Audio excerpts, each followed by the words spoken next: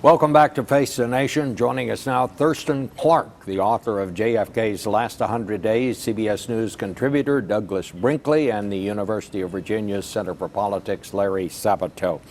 Doug Brinkley, beyond this tragedy, why was this such an important anniversary for America? Well, I think a lot of people are remembering where they were, what I did that day. This was brought to us live on television. You were playing clips of Walter Cronkite while everybody was turning into Cronkite. What's going on? Not just John F. Kennedy died, but who did it? Then who is Lee Harvey Oswald? Who's Jack Ruby? Why is Jackie Kennedy still wearing a pink Chanel suit with blood? Where's Lyndon Johnson? On and on and on for 4 days. Everybody kind of tuned in. And there's a line by Bob Dylan who once said, people don't live or die, people just float. Most people live pretty flatline lives, but when Kennedy was killed, they weren't floating anymore. It was like real-time adrenaline for the whole country. And you know, I mean, those of us who were here and covered this story, I think the part that is not really understood today is that beyond this tragedy that we saw unfolding on television, and we'd never seen anything like this before, hanging over all this, it was like we all felt on 9/11. We didn't know what it meant. We didn't know if this was the beginning of World War III. We were a year away from the Cuban Missile Crisis. It was just this profound, I can't understand this. Why is this happening? And I think, in a sense, that America was never quite the same as it was after that day. Thurston Clark, your book focuses so much on Kennedy's last 100 days. Mm-hmm. Why do you think that period was so important? Because finally, in that period, he was addressing the two great threats to our nation, a nuclear war and racial conflict. You know, at the inauguration, Robert Frost wrote a poem that he couldn't deliver because of the glare from the sun. The last words were, "A golden age of poetry and power, of which this noonday is the beginning hour." There was poetry in Kennedy's first 2 years, but he didn't marry poetry to power until finally, in June, he gave two very important speeches. The first, American University speech, proposing a test ban treaty. The second, speech about race, in which he announced he was finally sending a civil rights bill to Congress. Yeah, because race had not been all that important to him, No. or at least publicly. He did not mention it in his inauguration address. He was against James Meredith enrolling at Ole Miss. Yeah. He urged him not to do it. He was against the March on Washington, sponsored by Martin Luther King. He was originally against it because the march was going to be at the Capitol, and he was afraid it would make it seem as if they were trying to intimidate Congress. So he and Bobby Kennedy were, through negotiations, they moved it down to the Lincoln Memorial. But what you said is right. Kennedy was very disappointing to the civil rights leaders on civil rights.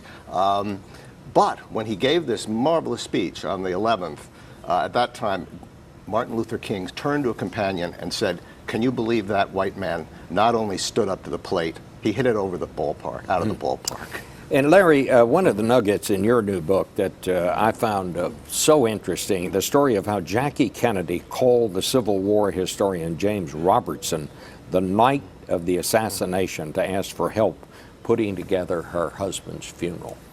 Bob, it really impressed me enormously when I first heard this, and I decided to stress it in the Kennedy Half Century because I think one of the less well-known stories and less told stories is how Jackie Kennedy helped the country get through this, and somehow in the midst of her shock and grief, even on the flight back from Dallas, she was already planning to have a Lincoln-esque funeral for her husband and to create the myth of Camelot. She was thinking about his legacy. When she was told about Lee Harvey Oswald, she said he didn't even have the ability, the opportunity to die for civil rights. It had to be some silly little communist.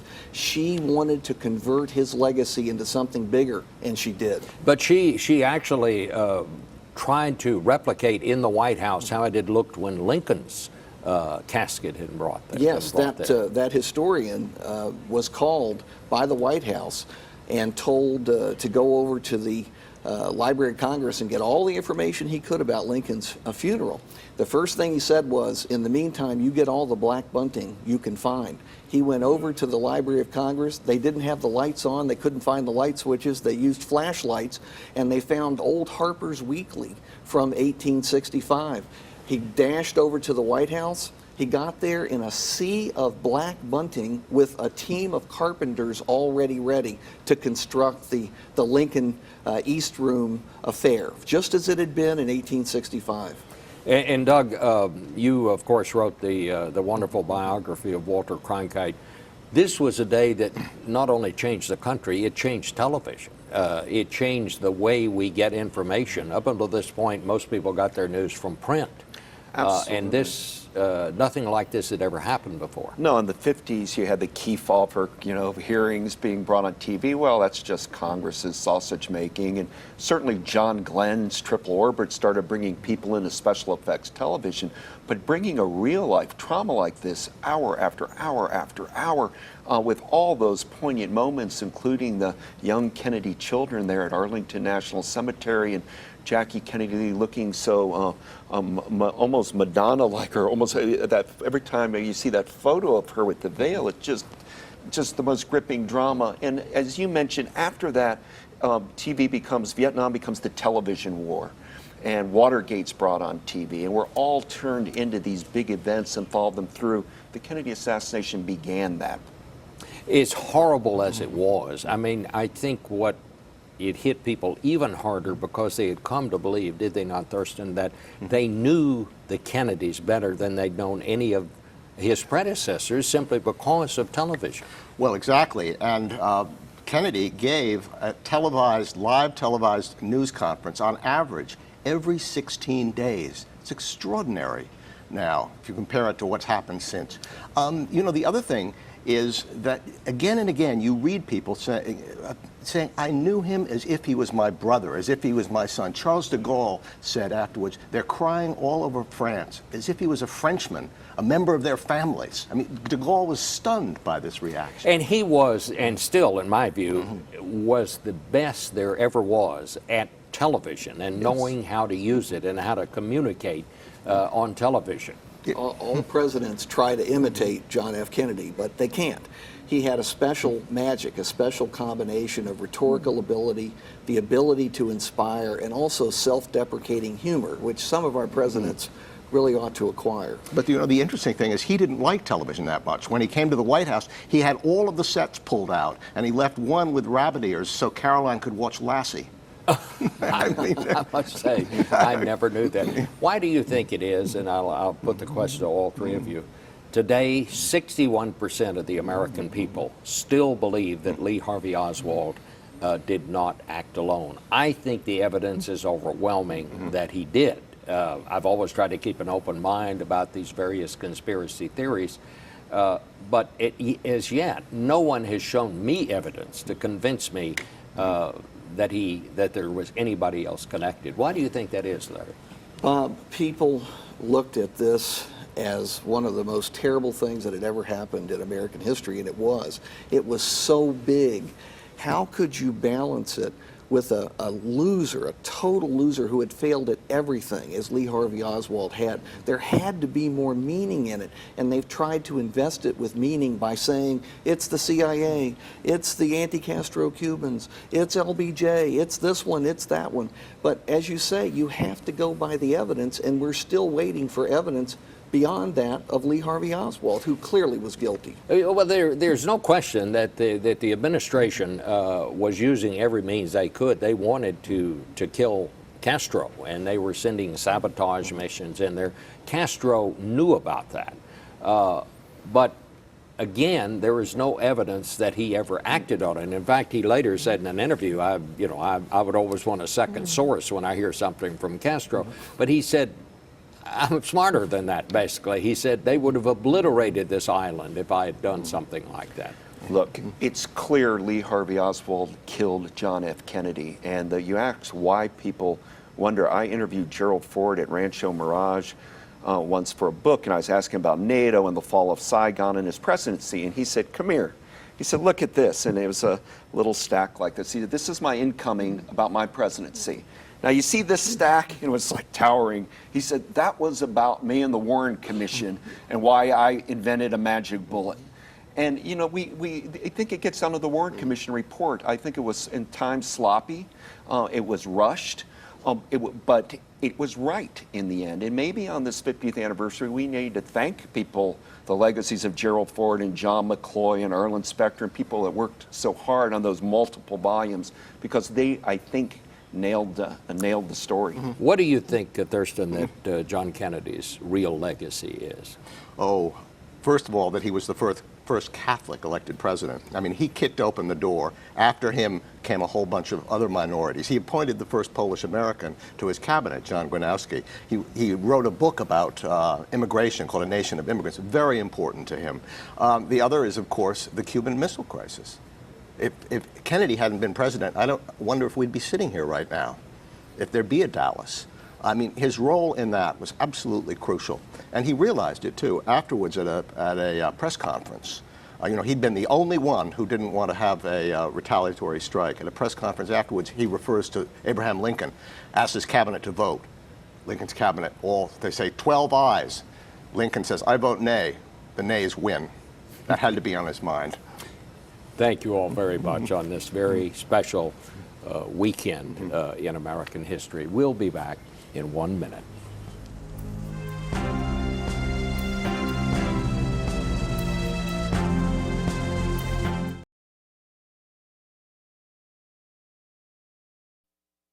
Everything we saw him do seemed to betray a huge enjoyment of life.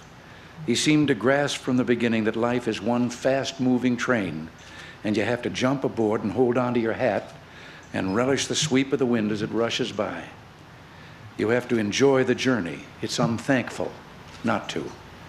I think that's how this country remembers him, in his joy. We're back now with our friends Peggy Noonan, the columnist for the Wall Street Journal, and Harvard University's David Gergen, both of whom worked for Ronald Reagan. David also worked, of course, for President Clinton. Now, Peggy, you were a speechwriter for Ronald Reagan. I know that presidents write every word of every speech, but that was a particularly eloquent thing there. Did you maybe help him draft it, work with him a little? I worked with him on that. That was in 1985, June of 85. The President and Mrs. Reagan were very fond of Jackie Kennedy and her children, and they came to him personally and said, we're having a fundraiser for this library that we're starting. Could you help us? And the JFK library at that point had not been fully endowed. And the Reagans, Ronald and Nancy Reagan, thought, that's history. That's not partisan. That's not anything like that. Let's help them be a repository for history. So very graciously, the President and the First Lady went over to Ted Kennedy's house in McLean, Virginia, and spoke about the nature and personality and character of this man Ronald Reagan had politically opposed, and yet on a personal level was appreciating very deeply, and it was very touching. It was nice. It was like the old days where you could be nice to the other side. I tell you, there is one kind of bipartisan thing in recent history, isn't there, David? And that is that every president wants to sort of be like Jack Kennedy in a way. Absolutely. You know, and borrow from him. Absolutely. After Lincoln died, there was historians wrote that every president wanted to get right with Lincoln. Yeah. They wanted to walk in his footsteps and be in the mantle of Lincoln. And that happened after John F. Kennedy. Yeah. You know, Larry Sabato's book, you just had him on as a guest here, is very much about every president drew upon Kennedy, especially Bill Clinton. You know, remember that famous scene when Kennedy was young, came to the White House, and he sort of reached out and touched the hand of God. And he was always influenced by it and drew heavily upon it in his rhetoric and in his actions. What do you, I'd like just the same question to both of you. What do you think this anniversary means for the country? I think it's very important for people who were not alive when this happened to understand as much as they can about this. Sure. What is it that you find most important, Peggy? Well, it is the 50th anniversary. This may be the last time we remember this shattering historical event. The last time we remember it on this level, you know, the 60th and 70th won't be like this, and so many people who can talk about it will have left. Look, this was a moment that for two generations of Americans was quite something that entered their minds and their imaginations forever. For the baby boomers of America, the biggest generation in U.S. history, they watched it live on this new thing called TV. I was a baby boomer. I can remember when we got our first TV, just about 1959. So it was just amazing to have this shattering event, enter your living room and enter your head. For our parents, the greatest generation, Jack Kennedy's generation, it was losing one of their own, one who'd fought World War II with them, and they thought very much as Mary McCrory, whom you knew, once had a conversation with Pat Moynihan in which Mary, waiting online to see John Kennedy's casket at the Capitol, she looked at Pat Moynihan and she said, "What are we doing at Jack Kennedy's funeral? I can't believe it. We will never laugh again." And Pat Moynihan said, "We'll laugh again, but we'll never be young again." And so that was another generation that was just hit by this historical event. Yeah, you said last night on the special, Bob, that it was a loss of innocence. And I think that captures it absolutely right. For so many people, America seemed to be at peace with the world. We were prospering. We had this sort of sense that we could go anywhere and do anything. And we had then entered, that was the dawn of a new age. It was a tumultuous period that followed. There was a real sense, you know, we often quoted Yeats in the 60s and 70s about things fall apart. The center cannot hold. It was from his point, the second coming after the World War I. There was also something, I think we were robbed of a sense of the future. It was very different from the Lincoln assassination when there was equal amount of grief, but there was a sense when Lincoln died that his work was completed by April of 1865. The war was basically over. Whereas with Kennedy, it was just beginning. And there was a sense that somehow this silly little communist, as Jackie Kennedy called him, had stolen our future. Yeah. You know, Lucy Johnson, when I talked to her, and she said, and I was talking to her after we did the part on camera, she said over and over her father kept saying, "I've got to show them. We've got to show them. They killed our president, but they haven't killed our country." Everything he did, Lyndon Johnson was concerned about how it would be viewed by Khrushchev and the Soviets, because they didn't know at that point what this was all about.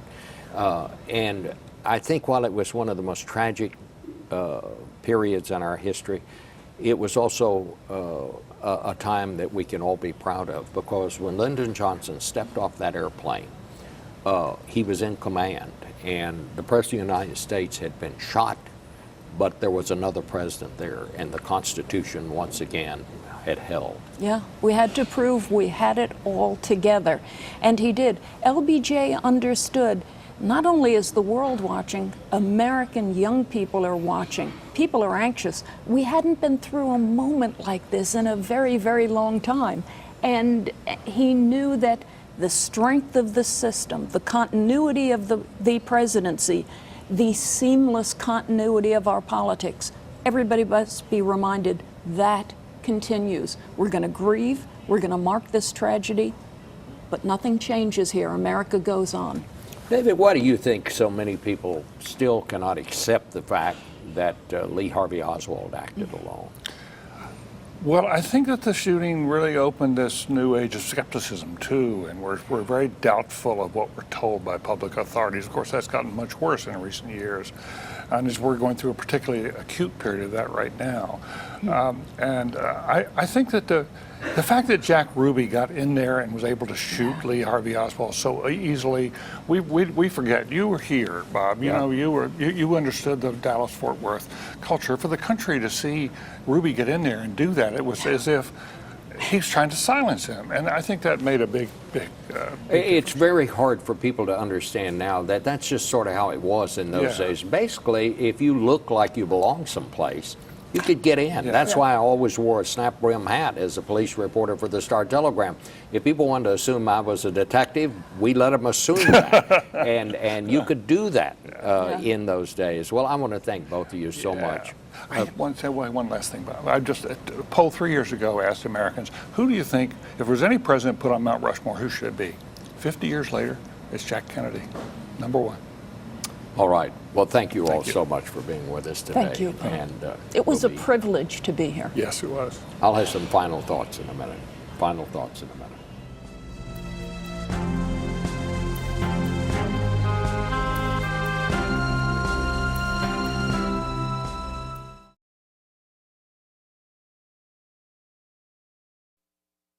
When I arrived in Argentina in 1983 to cover the war with Great Britain over the Falkland Islands, I was told Argentina had no reliable history.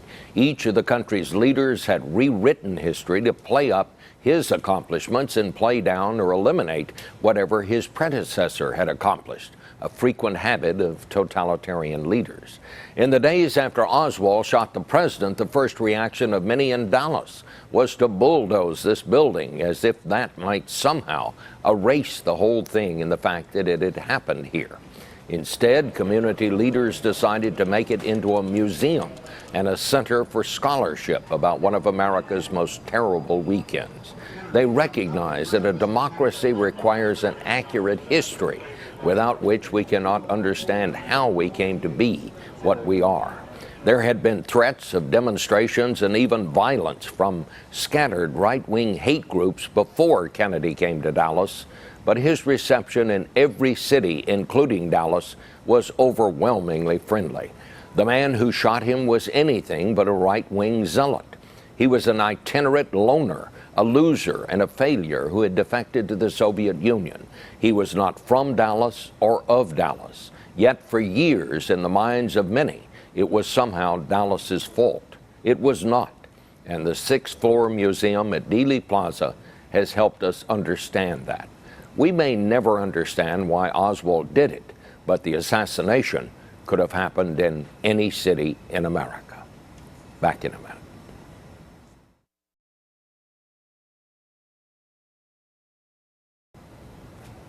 Well, that's it for us today. We'll be back in Washington next Sunday. We want to thank you for watching this special edition of Face the Nation, marking the 50th anniversary of the Kennedy assassination.